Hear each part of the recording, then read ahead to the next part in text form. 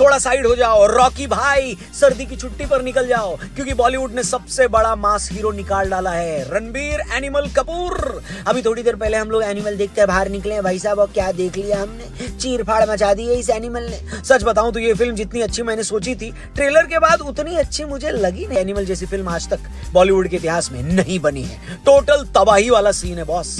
हालांकि फिल्म जैसा कि आप जानते हैं बनी एक बच्चे से पापा के प्रेम पर है। होना भी चाहिए यार, हम सब बच्चों को अपने पापा से प्यार होना चाहिए। हमारे पापा लोगों ने कितना स्ट्रगल किया है कि नहीं, 16-16 किलोमीटर पैदल चलकर, हिमालय पर्वत की 2-3 चोटियां चढ़कर और मगरमच्छ से भरी नदी तैरकर हम सबके पापा स्कूल जाया करते थे। प्यार तो होना ही चाहिए। लेकिन रणबीर कपूर हम जैसे नहीं है, वो ऑब्सेस्ड लवर हैं, और एनिमल इस ऑब्सेस्ड लवर की ट्विस्ट और टर्न लेती है कहानी है जो आपका mind is equal to blown करनी शुरू होती है फ्लैशबैक में। स्कूल में पढ़ते रणबीर कपूर के पापा का बर्थडे है और रणबीर को स्कूल खत्म होने से पहले अपने पापा से मिलने जाना है। इसके लिए वो स्कूल में पनिशमेंट भी ले लेते हैं, लेकिन रणबीर के पापा अनिल कपूर के पास दुनिया की हर चीज है सिवाय वक्त के।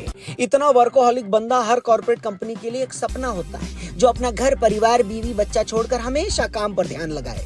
रणबीर कपूर को चाहिए अपने पापा का वक्त, बिल्कुल वैसे ही जैसे टीम इंडिया को चाहिए था फाइनल में ट्रेविस हेड का विकेट। लेकिन ना अनिल कपूर वक्त निकाल पाते, न इंडिया विकेट निकाल पाई। खैर, इसी वजह से रणबीर कपूर की परवरिश में कमी रह जाती है और वो अपने पापा से प्यार तो करते हैं लेकिन एकदम जिद्दी हो जाते हैं। इतने जिद्दी और बिगड़े हुए कि अपनी बहन को रैगिंग से बचाने के लिए उनके कॉलेज में गन लेकर चले जाते हैं। अनिल कपूर को ये बात बिल्कुल पसंद नहीं आती और इसी वजह से वो अपने बेटे को अमेरिका बोर्डिंग स्कूल में भेज देते हैं पढ़ने। लेकिन ऐसा नहीं है कि अमेरिका जाकर रणबीर कपूर सुधर जाते हैं, कतई नहीं, बल्कि वहां से तो वो और जिद्दी होकर वापस आते। पापा से प्यार अभी भी उतना है, लेकिन कलेशी भी उतने ही है। वो वापस आकर वो अपने बचपन के दोस्त की सिस्टर की एंगेजमेंट तुड़वाकर उससे खुद शादी कर लेते हैं और घर पर अपने जीजा से इतनी लड़ाई करते हैं कि अनिल कपूर फिर से उनको अपने घर से निकाल देते हैं। लेकिन किस्मत उनको फिर से वापस लेकर आती है और अब की बार मामला सीरियस है। अनिल कपूर पर गोली चलती है। हालांकि अनिल कपूर बच जाते हैं क्योंकि उनकी छाती पर बाल बहुत हैं। सॉरी, ये जोक मैं नहीं मार रहा, फिल्म में मारा गया है। रणबीर कपूर अमेरिका से वापस आकर अपने पापा की सिक्योरिटी अपने हाथ में लेते हैं। अनिल कपूर का बॉडी डबल लाकर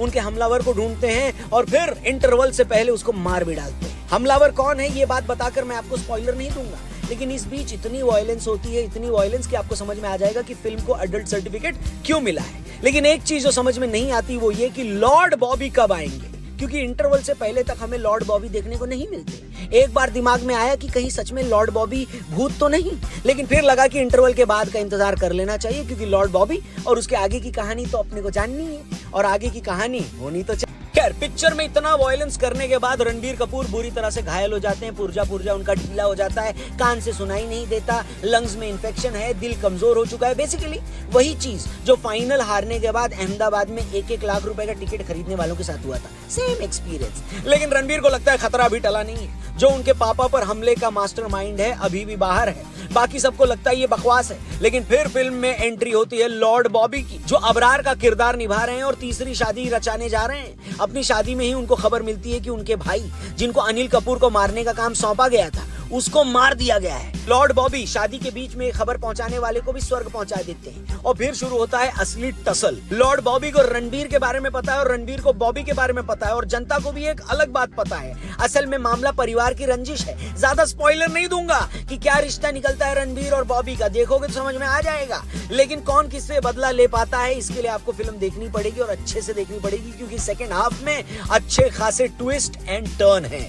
हम तो आपको बस ये बता देते हैं कि फिल्म हमें कैसी लगी। सच बताऊं तो देखो, अभी सोचने की कोशिश कर रहा हूं कि फिल्म कैसी है, थोड़ा और अच्छे से डाउनलोड कर रहा हूं अपने अंदर ये फिल्म को, क्योंकि एक्सपीरियंस तो जबरदस्त था, लेकिन शायद एक्सपेक्टेशन ज्यादा रख ली थी हमने। फिल्म सबके लिए नहीं है, पहले तो ये बता दूं, ट्रिगर वार्निंग है। संदीप रेड्डी ने कुछ भी नहीं छोड़ा है। जितनी कंट्रोवर्सी क्रिएट करी जा सकती थी उन्होंने कर डाली है। इसके बाद कबीर सिंह वाली कंट्रोवर्सी आपको कंट्रोवर्सी का बच्चा लगेगी। रणबीर कपूर का परफॉर्मेंस एकदम शानदार, अनिल कपूर बेहतरीन, रश्मिका का किरदार एक ऐसा था जहां मुझे लगा कि कास्टिंग बेहतर हो सकती थी।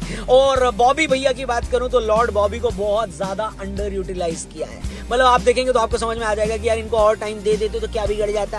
खैर कोई नहीं, लेकिन ओवरऑल जैसे कि मैंने बताया, एक बार देखकर आप एंटरटेन तो हो ही सकते हो। फिल्म के बारे में चलिए, जो चीज मेरे को पसंद नहीं लगी वो मैं आपको फटाफट बता दूं। फिल्म की लेंथ, सबसे पहला पॉइंट कि 3.5 घंटे की फिल्म है और आपको पता चलेगा ये 3.5 घंटे की है, क्योंकि बीच बीच में कहीं ना कहीं फिल्म आपको बोर करेगी, स्लो जाएगी और आप अपना फोन निकाल कर चेक कर लेंगे। संदीप रेड्डी ने जो कहा, हालांकि वो करके दिखाया है और इस फिल्म को देखने के बाद आपको समझ में आएगा कि वायलेंस किसे कहते हैं। तो जिन लोगों को वायलेंस बहुत ज्यादा पसंद नहीं है और डार्कनेस ज्यादा पसंद नहीं है तो उनको भी ये फिल्म उतनी अच्छी नहीं लगेगी। और तीसरा पॉइंट जो मैंने आपको ऑलरेडी बताया कि बॉबी भैया का स्क्रीन टाइम थोड़ा और बढ़ा देते तो क्या जाता। खैर, उनको प्रमोशन पे जिस तरह ये लोग लेके टहले थे ऐसा लग रहा था कि भैया वो सेकंड लीड की तरह हैं, जो कि ट्रेलर और प्रोमो में दिख भी रहा था, पर वैसा निकलेगा नहीं, जाके आप देखो तो समझ में आ जाएगा।